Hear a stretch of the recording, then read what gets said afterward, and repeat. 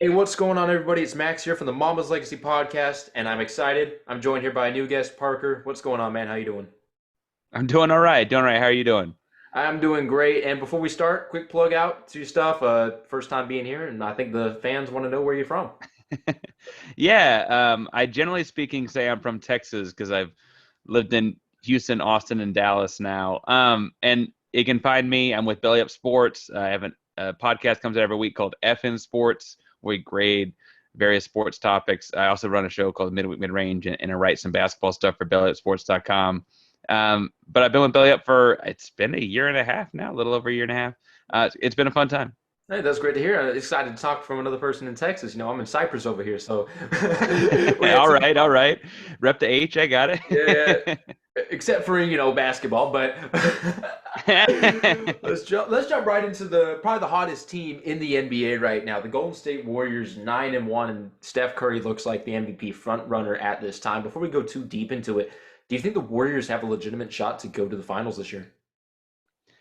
So I would have had them coming into the season as a team to at least, come out of the West, if not at least compete for the West. I would not have predicted, though, that would have been this early, right? I think that it was going to be, getting your footing, working young guys in, et cetera. And then Clay shows up at about the right time.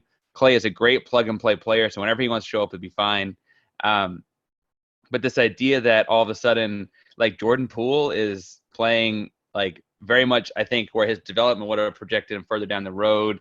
Draymond's back to being in shape. Draymond, I think one of the unsung heroes, and I'd be interested what you take on this is Gary Payton the second. He's not quite Gary Payton the first, right? But he is a hustle player. Adds a lot to that team. He Gary Payton Jr. He reminds me a lot of the second reminds me a lot of Alex Caruso was for us on the Lakers. Patrick Beverly with the Rockets. He is that hustle guy, ready to dive down anytime, get that steal, and he's amazing. But I think another player that's really kind of stepped up is Otto Porter Jr. Everybody kind of writ him off. He's going to be tossed around the league for the next rest of his career, but he's played really solid so far this year. James Wiseman's going to bounce back, I think, from his past. Everybody's written him off as a bust already. I don't think that's fair.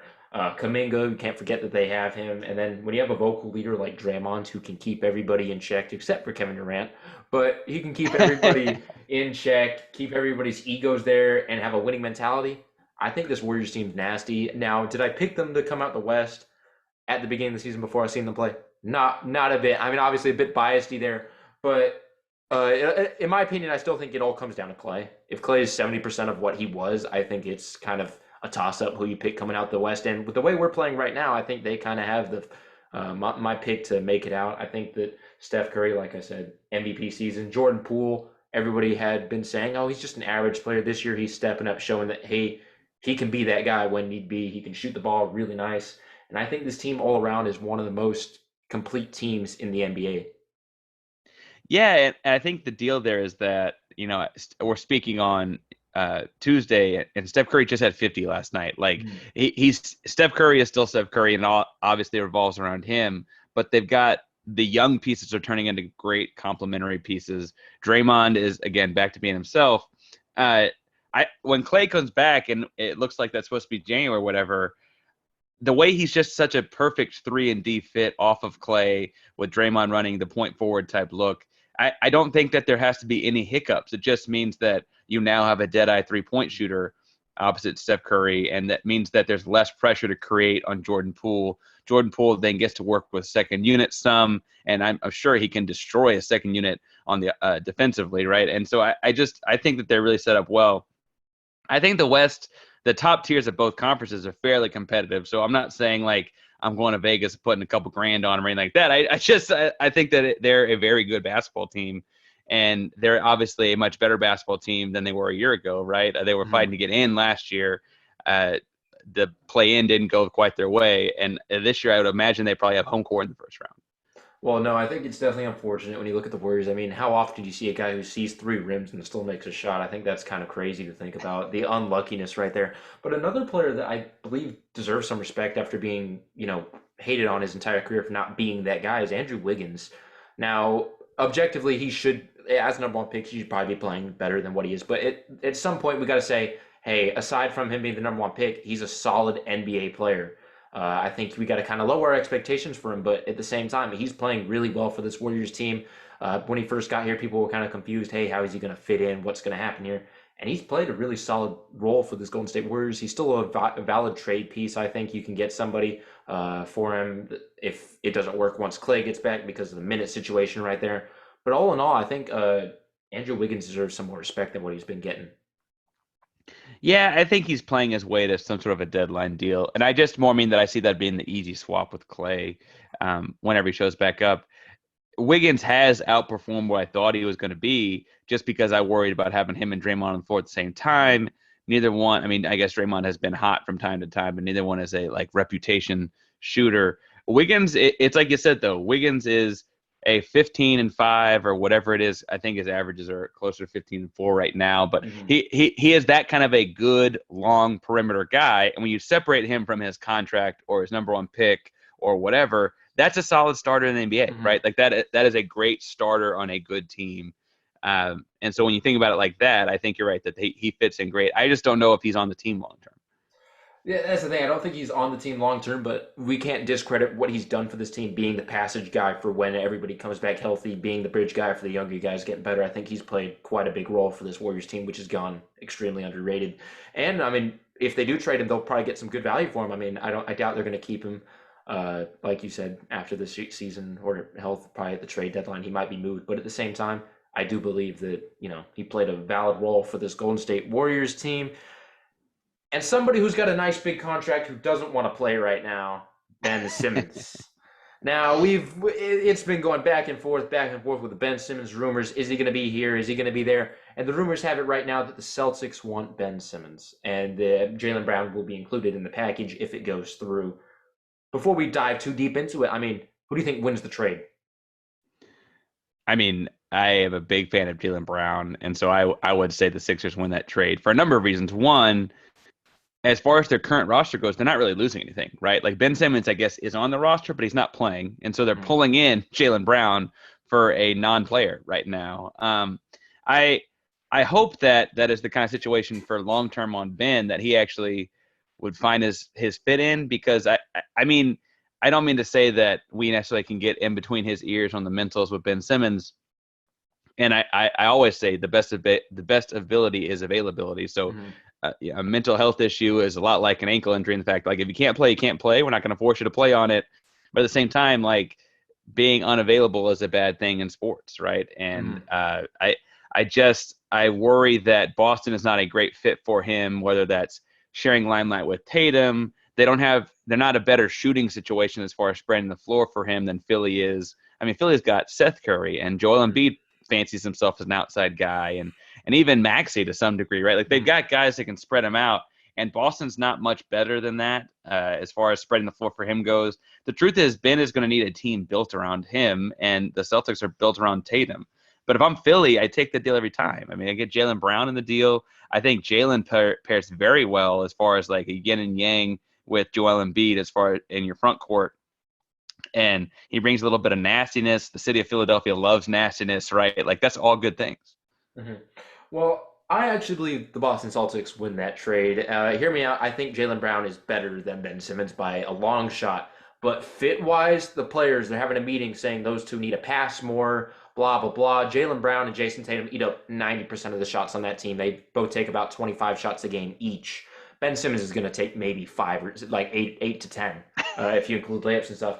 Gives the ball, the teammates can get more involved. That means the younger guys on the roster get more involved. I think as a team, the Boston Celtics get better. Granted, it's never going to be a straight up one for one guy trade, but this is a hypothetical scenario. If that were to happen, I do believe the Celtics win that trade. I believe that it helps Jason Tatum take another step. I know that's crazy to say with how many leaps Jason Tatum's taken so far in his career, but I believe Ben Simmons could help him take that. I mean, I think Jason Tatum will be shooting at least 30 times a game. Ben Simmons is going to be trying to set him up, driving in, kicking it out because we know Ben Simmons isn't aggressive enough to go for a dunk, but I do believe that he will help Jason Tatum take the next step and take the Boston Celtics team as a whole, make that locker room a bit less cancerous, which people have been saying for the past couple of years that the Boston Celtics locker room is one of the worst in the league. I will say that Boston needs to restructure a lot of things. I think that the Marcus Smart commentary from a couple weeks ago, and anytime you have closed door meetings between players before Thanksgiving, that's way too early for Hmm. that. I don't know that that's the fit I would make. I don't know necessarily where I would go, but I don't know that that's the fit I would make. I do think that if you're going to pick between Brown and Tatum, I understand why the Celtics would pick Tatum. Hmm. As much as I enjoy watching Jaylen Brown play, that's more aesthetic than anything. He's such a freakish athlete. Tatum is super smooth, gets to his spots. It's a whole different kind of deal. I Hmm. just like watching Brown. It is interesting to think about. Like, I Basketball Reference has Brown taking 19 shots a game right now, which is lower than I expected, if I'm being really honest. Um, I I guess that part of me thinks like, oh, of course Ben Simmons will come in and cut that into a third or whatever we're saying, right? I worry though that it's like, well, that where do the other two thirds go, right? Like, does that go to Dennis Schroeder? Does that go to Marcus Smart? Like, where do those go? Because I don't know if the easy solution would be to give 10 of those shots to Tatum, and I don't know that that necessarily fixes their problem. Hmm. I think that's fair. But the Boston Celtics, like you mentioned, they do need to change things over there. It's a mess over there. But the problem is, if you don't want to trade Brown or Tatum, who you don't really have many other pieces. Nobody wants Al Horford. I mean, he was listed out last year because he was too old. So who really wants like Marcus Smart? He has some value, but he's the heartbeat of that team. And I don't normally do this, but I kind of agree with Marcus Smart what he did press conference. I know a lot of people disagree with that, but Marcus Smart, he's not known for doing that at the press conference, calling out teammates. And when he does that, you know that something needs to be changed around there. They had a players only meeting, and we'll see how that helps them these next couple games. But I think big changes need to happen there, and they're definitely not trading Tatum. I think that's kind of No. like a given. Yeah. He's not moving anywhere. He's the one lock on the team. But other than him, Brown's the only guy that's going to bring you a lot of value back. I believe that another thing was interesting. I don't think the Bucks would be interested in it, but I was thinking maybe a Middleton swap for Brown. I think that'd be a nice switch right there.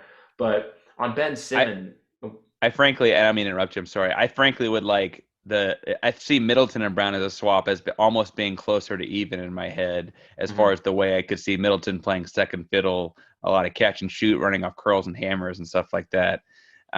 It would take some creative coaching, and we're still learning how Boston's being coached. It's early in the rookie head coach, right? Mhm. Early in the season for rookie head coach, but I would like Middleton a lot there. I think that's almost like a win-win for both teams. Giannis gets more dominant because Middleton does want the ball. He wants to shoot the ball quite a bit. Jaylen Brown, he wants to shoot the ball too, but like you said, I guess he's only shooting 19. Again, that kind of shocks me. I thought he was shooting up in the 20s. But Brown would be happy to get those pass off with Giannis, which Giannis has improved his passing ability. I think we've seen that quite a bit. I think that would be almost a win-win for both teams. But Ben Simmons, where would you like to see him move to? And what would make the most sense for him career-wise and for the Sixers? Oh, I mean the pipe dream. We were just talking about the Warriors, right? The Mhm. pipe dream is a team that has shooters on it, and I know that people scoff at something like the Kings. The Kings would have to be a team that is not set to necessarily compete right now, but a year or two from now, if they could keep Healed in the deal, that's one shooter around him. I do like Halliburton out there too. I think the deal is really, if you're looking at it, it's some team that has shooting in their backcourt, but doesn't necessarily have guys that need the ball in their hands to score in their backcourt. Mhm.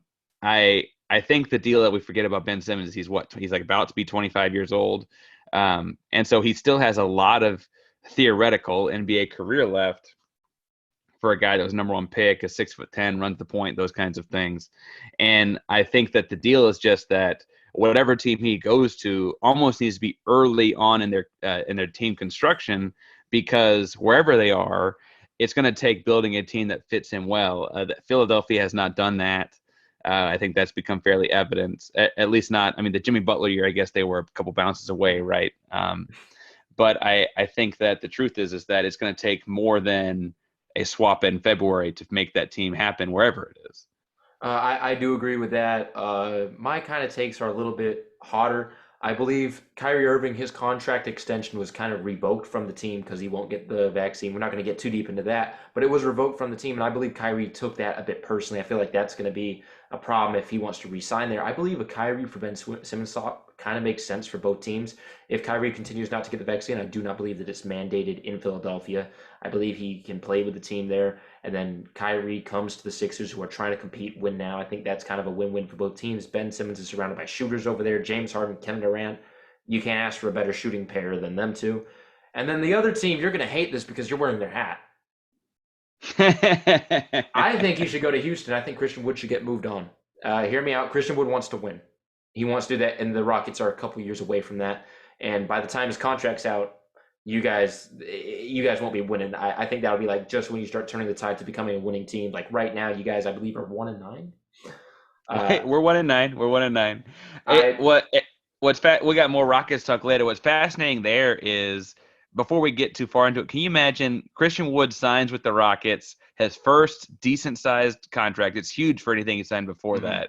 And he's on a team with 2 MVPs, a brand new offensive minded head coach. They're going to go 5 out. It's going to be great. And then within a month, the whole thing has burned down. I can totally empathize with a guy that wants a new change of scenery. He hadn't said that publicly. We shouldn't talk about but I would empathize with him if he did. Well, I do remember he had one quote. It was a while back before he went on that 20-game losing streak. He said, "I came here to win. I want to win games." That's what he said. Even when James Harden had left, he wants to win games, and Houston's not there. I think the best thing you could do, because I don't think he'll re-sign if you guys don't compete, which I don't think you guys can compete just yet. And I think Ben Simmons would be kind of surrounded. I mean, you're surrounded by Jalen Green, who's still getting grips to the game. You're surrounded with Sengun, who could take that center spot. I think that the Rockets would be a decent fit. I know that Rockets fans love Christian Wood to death, but I just don't see him staying there with you guys aren't competing like that. And I think that Ben Simmons could wait a couple years, use those years of not competing to kind of shoot the ball a bit more, work on his jump shot, and take care of himself. Yeah, and I think that the interesting thing there becomes, taking out my own fandom for a second, I think the interesting thing there becomes that, like, the Rockets have invested with literal picks and financials, the idea of this backcourt with Porter and Green, and like, what does bringing Ben Simmons in do to their development, right? What does it do long term to their development? On FN Sports, back when Ben Simmons first no-showed for camp, I talked to a guy named Taylor Pay with Apollo Houston Media, and he was saying that he could see the deal happening at the time with John Wall because the contract's lined up. And he was saying it's almost like when you're just trading to then trade later. You're just hoping you're going to flip the asset in a few months. And frankly, that may be like, Ben Simmons needs some rehabilitation, right? Like, at this point, the last time we saw him play basketball was the passing out of a dunk you mentioned earlier. And I could see that happening in a Houston or, a bad team like Minnesota. I guess Minnesota beat us, but a bad team like Minnesota, even Oklahoma City to some extent, like somewhere where he can come in, get some run, get all the shots he wants, get whatever he doesn't want, and show us all that he was a Defense Player of the Year candidate, right? And he is big, strong, and fast. And I think he does need that to some degree.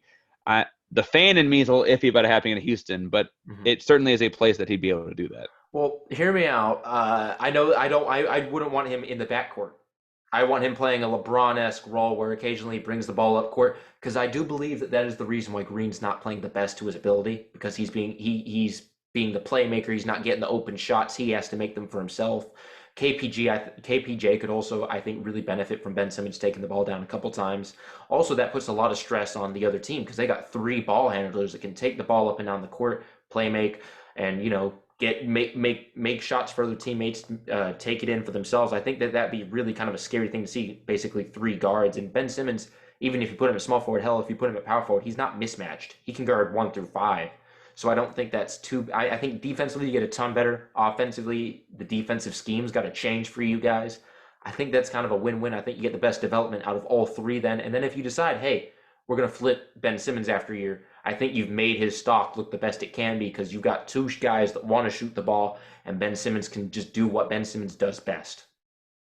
Yeah, no, I think a team that has an established backcourt, he would not be a backcourt player. I think the difference then becomes, what do you get this for lack of a better phrase, pouty Ben Simmons when you move him off the ball, or do you get someone who's more engaged as a screener to the short roll and then create out of the short roll? I think Silas's offense, we saw it clicking. I mean, Dallas, his last year in Dallas, he was Carlisle's offensive coordinator of sorts, right? Was the word Carlisle used in Dallas with Luka and them, and they did have a record-setting offense. And what they did then was they had two traditionally shaped guards next to Luka Doncic, and Luka played the point guard himself. And whether it's THJ or whoever coming off the screens and stuff for threes, Seth Curry was on that team as well. I don't know, and I like Kevin Porter Jr. a lot. I like Jalen Green a lot. They're not consistent. It's only been 10 games, so maybe I'm being too negative. They don't seem to be as consistent enough shooters to fill those roles, the THJ and Seth Curry roles. So I don't know quite how the fit happens in the same offense, but that's not to say that Silas can't bend things. Again, I don't know if he would be in Houston's long-term plans if he came through Houston, but I do understand the idea of a rehabilitation tour and building the asset. I mean, while we're on the topic about Houston, though, I do agree with a lot of the points you said there. But let's just say this doesn't go through, and you guys go through the season as is. I think that this year, realistically, you guys probably won't make any big trades. I think this is going to be a go through. Let's get to the draft kind of year. Let's develop our talent. Where do you see you guys? Where do you see your team ending up at the end of the year? I think the big domino to fall will be not actually the John Wall trade, but at some point we're going to try and trade Eric Gordon. I think that's kind of the whispers around Houston, right? Or that at some point Gordon's going to get out. Excuse me. It's just for like, what do they ship him out for? What can they realistically get back?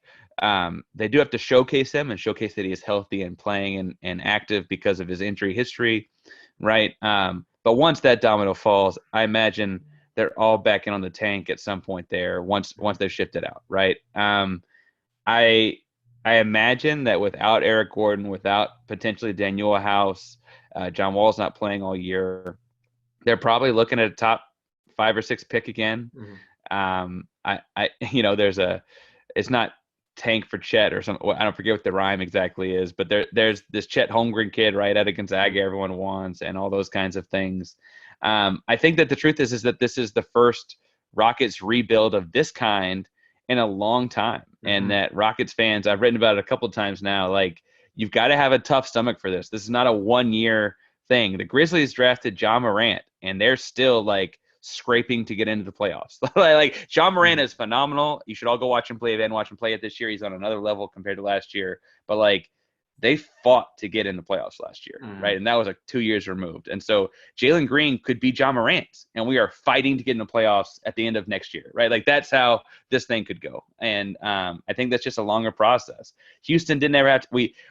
We tanked, got Yao Ming, franchise Yao Ming, ended up getting McGrady.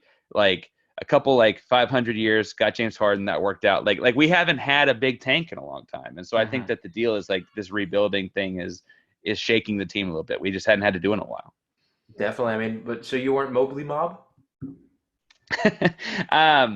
I was not going to be upset either way. Can I be real honest? Yeah. Up until we got the ping pong ball, I was sure it was going to come outside the top 4 because the pick was top 4 protected in the old Russell Westbrook trade.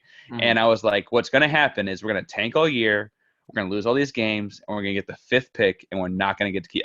So I was pretty checked out until the ping pong ball dropped. I was a Green guy, though. I'm typically a perimeter player guy, and that's not to say that Evan Mobley is not a special post player. He certainly is phenomenal. He's having a great year in Cleveland, and I'm sure we're going to talk about Cleveland in a second. They've had a better year, I think, than expected. I think the difference is that with a guy like Green or a guy like Cade, and obviously Cade went number 1, you can kind of make up the differences with a athletic 7-footer that rim runs. He doesn't have to be the special guy that Mobley is to be effective, whereas Mobley still has to have someone get him the ball in a lot of ways. We'll see how the Cavs shake out with some injuries in their backcourt in a second. But at some point, as a big man, I mean, you're a Laker guy. Shaq did need Kobe, right? Like, at some point, Powell did need Kobe. Like, that's just the way those things go. Kareem needed Magic, right? Like, depending how far back you want to go, like, guards do have to be in the game to get those guys the ball. Someone that brings it up and runs the offense is important. That doesn't mean I would have been upset about getting Mobley. like I wasn't going to turn him down. But I was on the perimeter type guys. Well, yeah, let's just be honest for a second. The last center to win without a good point guard was probably Wilt Chamberlain. A long time ago. Yeah. A long time ago. But we did mention the Cavs and the injuries, but they've started off this season 7-4 and won the last four straight games. They've looked like not a contender, obviously, but they've definitely looked like a great team. Mobley's been playing out of this world compared to the preseason where everybody was calling him a bust and all that nonsense. But uh, Sexton is down with a meniscus tear, and he's going to miss quite a lot of time with this. I mean, how does this affect the Cavs right now? I mean, they're such a big man heavy team, losing one of their key guard rotation pieces. This has got to be a huge blow to them. Yeah, and it's weird to think of because my initial point was, well, that's a lot for an old Ricky Rubio to shoulder, and like he's kind of the natural sub to come in for them to do that. And it's weird to think of Ricky Rubio as the guy stepping up, but Ricky Rubio is 31, and I guess that is old but not ancient for the NBA. I'm interested to see how this Sexton time out of the lineup impacts Rubio and Garland, to be frank, because that's a lot more creation on them.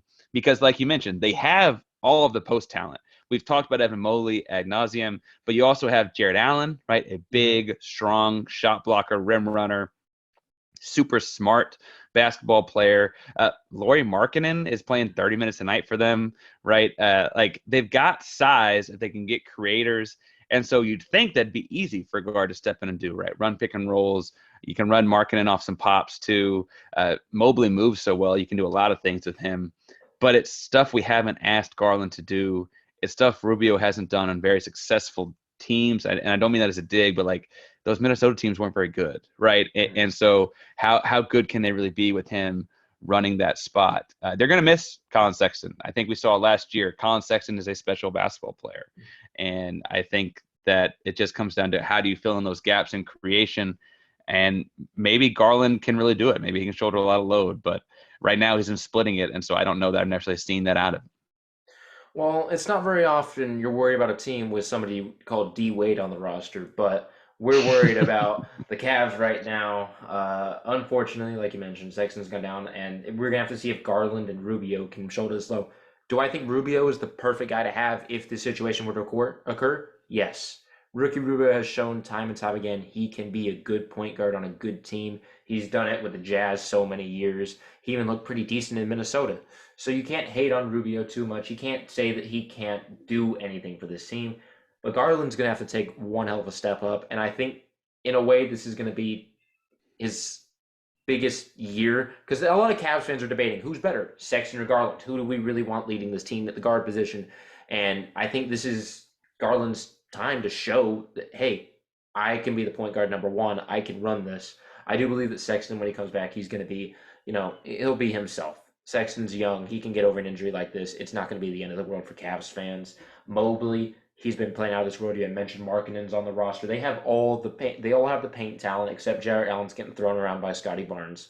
Well, everyone's getting thrown out by Scotty Barnes. So it's not unjust. Scotty Barnes teared the lead. The difference is Jarrett Allen actually got thrown onto his ass by Scotty Barnes. But realistically, this Cavs team is really good. I mean, will Kevin Love step up? Probably not. I mean, I don't think he's going to play for these guys again. But all in all, I like Kevin Love a lot, but I'm not betting on him playing another game in a Cavs jersey. I guess he's what, he suited up and gotten in the game 7 times this year, but I wouldn't put a whole lot of stock in hoping on Kevin Love for them. Yeah, especially not inbounding the ball. I think that would be a problem. But I do think that this Cavs team is not to worry. You saw it last night. They didn't look like they skipped a beat. They look like a good team. And I think they're going to continue to do this. I think the Cavs are one nasty team. And one other player, he's not as low-key as Colin Sexton. You might have heard of him. His name's Lebron. He's a pretty good basketball player. And we've blown 2 20-plus point leads to the Thunder without him. We have a questionable team right now without LeBron. LeBron being out this early in a year, are you concerned for his health right now? So what's funny is when we're talking about what to talk about tonight, I really want to hear a lot of your takes on this, but I can tell you what I think so far. First of all, I'll point out that we talk about my Rockets being 1-9, but that Oklahoma City Thunder team is the one win we got. So what does that say? I think what's funny is if you'd asked me in July, August, September, the Russell Westbrook trade was for right now, right? And it's not that Russell Westbrook is anywhere near. I mean, this is not a knock on him. He's not as good as LeBron James. There's an argument to make LeBron James best player of all time, right? And Russell Westbrook's not that, but they both are attack the basket, relentless basketball players. I'd say LeBron's smarter. I say LeBron's a little bit better passer, and I think that he picks his spots. He's also older, so he has to pick his spots in a way that Westbrook doesn't. But as far as like in your lineup, a guy that can say, all right, I'm going to puncture the defense, cause rotations, and we'll figure it out from there. It looked like to me there's going to be this back and forth when they're both on the floor to where LeBron could pick his spots even more and let Westbrook take over, right? And say, hey, you take the second quarter, I'll take the end of the fourth. Hey, you take the start of the third, I'll take the fourth, or whatever, right? I'll set the tone to start the game, you take the second quarter over. And now we're going to have a stretch of games here where that's got to be Russ. We talk about post players needing guards. Davis is a little bit special post player, but he still needs some guard creation, help himself out. The difference in this Lakers team and last year's Lakers team when they went through injuries, to me, is all of the other pieces. And because of that, I feel fairly comfortable saying if they make it to April and are in the top 5 or 6 seeds, I think they're fine. Obviously, 7-8 seed, you have a one-game playoff, anything can happen in one game. That could be challenging. But if they're a 6 seed or above, I think they'll be fine. I like their auxiliary pieces better than a year ago, and I think that's important. But you're the Laker fan, and LA. So I went to college in LA, right? And so we had like LA can be high, and down, real fast, depending on how the Lakers are going. So are we burning cars and flipping over because we're happy in LA right now, or because we're not so happy in LA right now? Well, some nights you think Kwame Brown's playing, other nights you think Kobe Bryant's playing with Russell Westbrook. He'll go off one night, 30-point triple-double, 2 turnovers, and then he'll have a 20-point triple-double with 10 turnovers. I mean, he loves the Thunder so much he had a triple-double giving them 10 assists. So at the end of the day, do I think Westbrook was the best fit? No, I think we should have gone for Lowry, even if that meant giving up THT. I think we shouldn't have traded for him at the trade deadline last year. I don't think that was the move. I think the move was to trade for him at the start of this offseason this year. I don't even think DeMar would have been a nicer pick because that would open the mid-range game. Do I think LeBron and Westbrook work? Yes. LeBron James has taken the most outside shots of his career so far on average of this year, and he's done a pretty damn good job. I mean, LeBron looks like you can't leave LeBron open. We'll say that. You can't leave LeBron open. He's going to knock down some shots. Westbrook, on the other hand, he's air bricking right now. So you can't really say too much about Westbrook being a shooter. And as a Laker fan, I'm nervous. I'm very nervous because I think the reason we brought Russ in was to give us momentum to go into the playoffs because, as we all know, Russ is not a playoff performer. I think everybody in the NBA knows that. He lost to a rookie with Paul George as his teammate. So, I mean, you lose to Mitchell, whose second best player is Gobert, who fouls out every 2 seconds. There's a problem right there. Yeah, and I think so. You're saying the Russell Westbrook experience firsthand. We had him for a year in Houston. I think the deal is if Russ is leading your team, there's a ceiling. I think what Lakers fans can be hopeful of is for whatever periods that Russ is leading your team in the regular season, as long as he's not leading your team in the playoffs and those key last 2 or 3 weeks where you're really fighting for playoff seeding, theoretically you can break through that ceiling because he's not your leader, right? Mm-hmm. But Russell Westbrook can dominate the way a game is played. It happened in Houston. They had to convert to a whole small ball thing to try and make it work.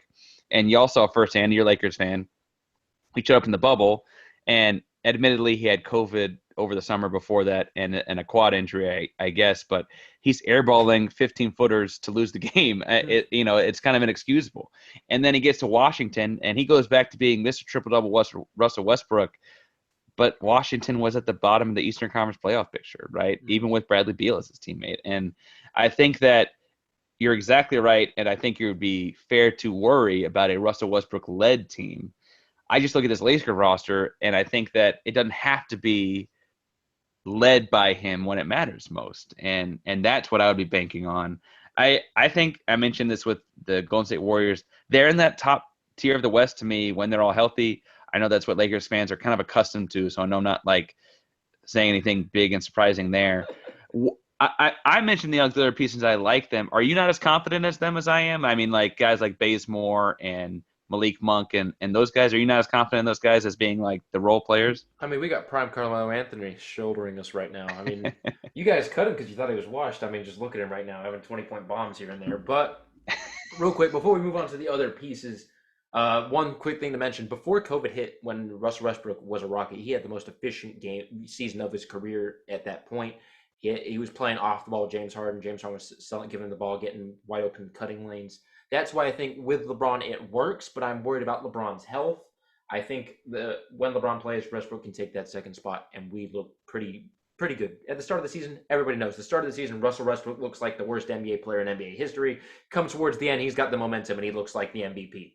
So at the end of the day, not worried about them, but the other pieces, I'm not a big fan of Bazemore. The other pieces I love to death. I think Bazemore is really, I mean, he blew a layup last night, so a wide open fast break layup. I don't think I want another Brandon Jennings moment watching that if we're trying to win a game on a layup. I don't think we need that. I don't mind Bazemore, to be perfectly honest. I don't think Ellington is that great. I think that we've downgraded from that one guy that you look at, hey, that's our veteran shooter. We had Danny Green downgraded to Wesley Matthews, and now we've downgraded to Wayne Ellington. We're Oh, that's downgrading. interesting. I would have probably put Ellington and Matthews kind of parallel in my head. I do think that Green's better though, as far as like Green was better than both of them. That was also the year you won, right? Mm-hmm. I think Wesley plays better defense than Ellington, so we've downgraded there. I mean, at least Wesley occasionally. I mean, you saw Wesley had a 30-point bomb every night, like once in a blue moon, but he could do that. I don't think we're going to see anything like that from Ellington. If he gets more than 15 points, we'll throw a parade. But we got Malik Monk and Kendrick Nunn. Both those guys are going to be key players for us coming down to the wire when we're having to go through our entire rotation. I love that we brought Dwight back. I'm a huge Dwight fan. I love what he's done with reviving his career. He knows what he needs to do. He knows how to do it. I think that's great. I do believe DeAndre Jordan's playing really well. In my opinion, I think DeAndre Jordan, everybody's saying, oh, great. How did we downgrade from Andre Drummond? We did it. You can't, first of all, you can't downgrade from Andre Drummond. Second of all, DeAndre Jordan, he's actually working pretty well with Russ when they're on the court at the same time. It's a half-court lob threat scenario every time.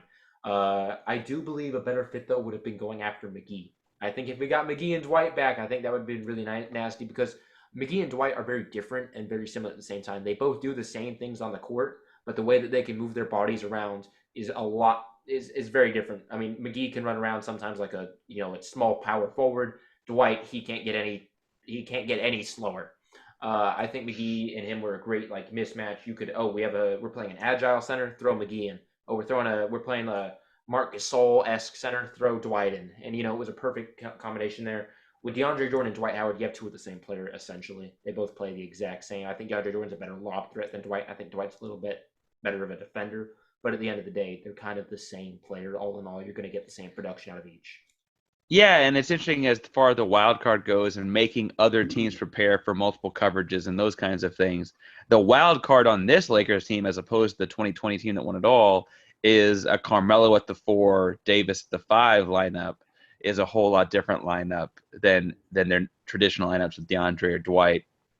Obviously, all those lineups are better with LeBron in them, right? And so he's the magic that makes it all go.